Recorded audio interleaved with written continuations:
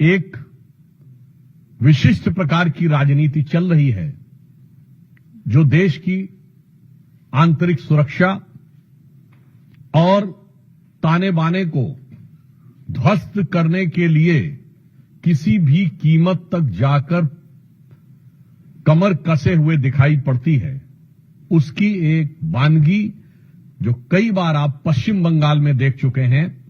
आज न्यायालय द्वारा गठित एसआईटी की रिपोर्ट आने के बाद पश्चिम बंगाल की तृणमूल कांग्रेस सरकार की हिंदू विरोधी निर्ममता अपने पूरे विद्रूप रूप में सामने आती हुई दिखाई पड़ रही है। इस एसआईटी का गठन न्यायालय के आदेश पर हुआ था, जिसमें 3 लोग सदस्य थे। एक registrar law national human right commission के थे और 2 सदस्य पश्चिम बंगाल की न्यायिक सेवा के थे, अर्थात एक मानवाधिकार आयोग से सदस्य थे और 2 पश्चिम बंगाल की न्यायिक सेवा वेस्ट बंगाल लीगल सर्विसेज थे।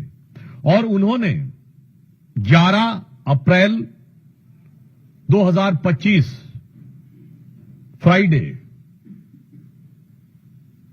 यानी 11 अप्रैल जुमे के दिन 2 बजे से लेकर 4 बजे के बीच में जो घटनाएं हुई हैं उनके बारे में जो अपना ऑब्जर्वेशन दिया है, उससे तृणमूल कांग्रेस,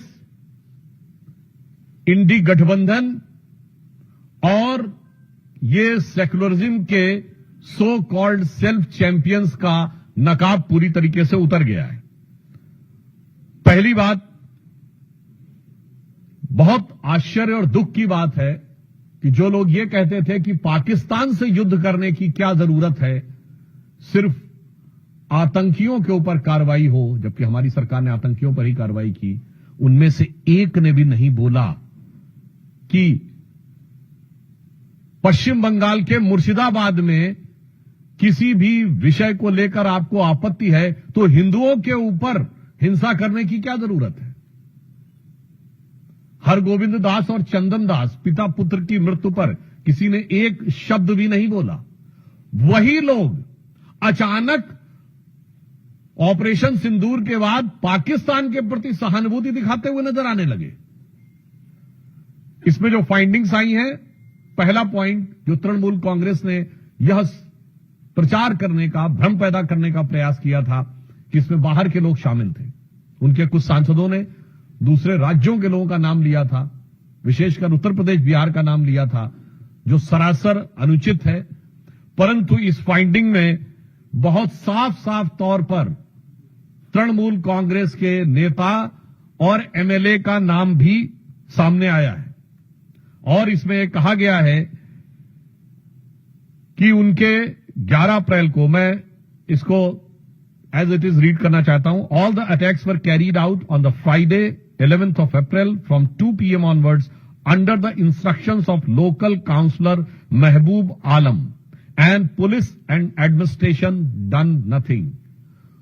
तो ममता जी, ये तो आपकी पार्टी के बहुत महबूब नजर आ रहे हैं, आपकी पार्टी के बड़े प्रिय नजर आ रहे हैं। ये बात अब फाइंडिंग्स में बिल्कुल साफ हो गई। दूसरा विषय यह आया कि एक कुल मिलाकर इसमें बताया गया कि total of 113 houses were damaged and they even fled to Malda. जो ये कहने का प्रयास किया गया था कुछ नेताओं के द्वारा कि ऐसा तो कुछ खास हुआ ही नहीं, कोई महत्वपूर्ण, कोई ऐसी उल्लेखनीय घटना नहीं हुई, ये बात बिल्कुल साफ सामने आई कि 113 जो हाउसेज थे वो पूरी तरीके से विध्वंस हुआ और लोगों को वहां से पलायन करने पर बाध्य होना पड़ा।